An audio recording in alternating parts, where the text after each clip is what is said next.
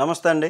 మొన్న జరిగిన 2024 సార్వత్రిక ఎన్నికల్లో వైఎస్ఆర్ కాంగ్రెస్ పార్టీకి ఘోరమైనటువంటి ఓటమి చూపించారు ప్రజలు. ఘోరమైనటువంటి ఓటమిని చవిచూశారు వైఎస్ఆర్ కాంగ్రెస్ పార్టీ.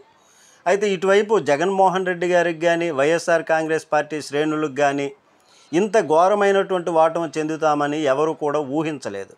అయితే దీనిపైన పలు అనుమానాలు కూడా ఉన్నాయి. ఈవీఎంలపైన ట్యాంపరింగ్ జరిగింది, ఈవీఎంల్లో గోల్మాల్ అయింది, అందుకే ఓడిపోయి అందుకే వాళ్ళు గెలిచారు అన్నటువంటి విధంగా ఇట్లాంటి అనుమానాలు ఉన్నాయి. అయితే ఇవన్నీ ఒక పక్కన పెడితే ముఖ్యంగా వైఎస్ఆర్ కాంగ్రెస్ పార్టీ స్వయంకృత అపరాధాలు కొన్ని ఉన్నాయి.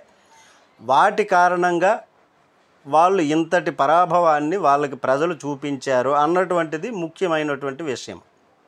ఇది ఒక ముఖ్యమైన కారణంగా చెప్పుకోవచ్చు. అయితే 11 సీట్లకే పరిమితమయ్యారు.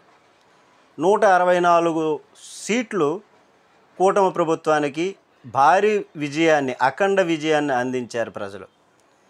11 సీట్లకి వైఎస్ఆర్ కాంగ్రెస్ పార్టీ పరిమితం అయిపోయింది. ఈ 11లో 10 మందిని కూడా కూటమి వైపు లాగాలని ప్రయత్నం చేస్తున్నారని సర్వత్రా వినిపిస్తున్నటువంటి విషయం. అందున ఇప్పుడు తాజాగా పాడేరు ఎమ్మెల్యే గారు దీనిపైన కూడా ఆయన చెప్పడం జరిగింది. అయితే పాడేరు ఎమ్మెల్యే విశ్వేశ్వరరాజు ఆయన ఆ పాడేరు నియోజకవర్గానికి సంబంధించినటువంటి స్థానిక నాయకులు అలాగే వైఎస్ఆర్ కాంగ్రెస్ పార్టీ అభిమానులు వాళ్ళతో ఆత్మీయ సమ్మేళనం ఒక సమావేశం పెట్టుకొని ఆ సమావేశంలో ఆయన ఏం చెప్పారంటే, ఒక విచిత్రం ఏంటంటే, నేను గెలిచిన వెంటనే కూటమి ప్రభుత్వంలోనికి వచ్చేసే, నీకు ఏం కావాలంటే అది చూస్తాము, నీవు కోరుకున్నది నీకు సౌకర్యాలు కల్పిస్తాము, నీకు ఎటువంటి ఇబ్బంది లేకుండా చేస్తాము, మా పార్టీలోకి వచ్చేసి సపోర్ట్ చెయ్యు అని చెప్పడం జరిగింది. సౌకర్యాలు కల్పిస్తామని చెప్పి, అలాగే ఆయనకి చెప్పారంటే 10 మందికి కూడా చెప్పే ఉంటారు అనేటువంటిది. ఈ విధంగా నాకు చెప్పారు కూటమి ప్రభుత్వం నుంచి గెలిచిన వెంటనే అని ఆయన ఆత్మీయ సమావేశంలో అందరికీ కూడా చెప్పడం జరిగింది. అయితే చెప్పి ఆయన ఏం చెప్పారు, నేను నా ప్రాణం ఉంటుండగా, నా కంఠంలో ప్రాణం ఉంటుండగా వైఎస్ఆర్ కాంగ్రెస్ పార్టీని విడిచిపెట్టను, ఆ పార్టీని నమ్ముకున్నాను, ఆ పార్టీలోనే పుట్టాను కాబట్టి ఆ పార్టీతోటే ఉంటాను అని ఖండించడం జరిగింది అని ఆ సమావేశంలో చెప్పారు.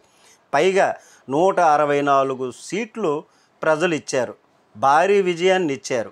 మరి ఈ 10 మందిని ఎందుకు తీసుకోవాలి? ఒకవేళ జనసేన కానీ బీజేపీ కానీ వెళ్ళిపోయినా కానీ 135 సీట్లతో టీడీపీ ఎదురులేనటువంటి విధంగా ప్రభుత్వాన్ని నడిపించుకోగలిగినటువంటి సామర్థ్యం ఉంది. 135 సీట్లు ఉన్నాయి, ఇంకెవరు సహకారం అవసరం లేదు. అయినప్పటికీ కూడా ఎందుకు ఈ 10 మందిని లాగాలని ప్రయత్నం చేస్తుంది అని అంటే, ఉత్తరాంధ్రకు సంబంధించినటువంటి ఉత్తరాంధ్ర పాడేరు నియోజకవర్గం ఉత్తరాంధ్ర విశ్వేశ్వరరాజు అలాగే రెడ్డి శాంతి 2 ఎమ్మెల్యేలే ఉన్నారు, ఒక ఎంపీ, ఈ ముగ్గురే ఉన్నారు. వీళ్ళని లాగేస్తే క్వీన్ స్వీప్ అయిపోద్ది ఉత్తరాంధ్ర. అలాగని చేశారా, లేదా జగన్మోహన్ రెడ్డి గారిని రాజకీయ పరంగా భూస్థాపితం చేసేద్దాము అన్నటువంటి విధంగా చేశారా అన్నటువంటిది వాళ్ళకే తెలియాలి. ఏది ఏమైనా కానీ ఈ విధంగా ఇంత మెజారిటీ ఇచ్చినా కానీ వాళ్ళని లాగే ప్రయత్నం చేయడం అన్నది సర్వత్రా ప్రజల్లో కూడా ఇది సరైనటువంటి విషయం కాదని వినిపిస్తుంది. దీనిపైన మీ కామెంట్ తెలియచేయండి. నమస్తే.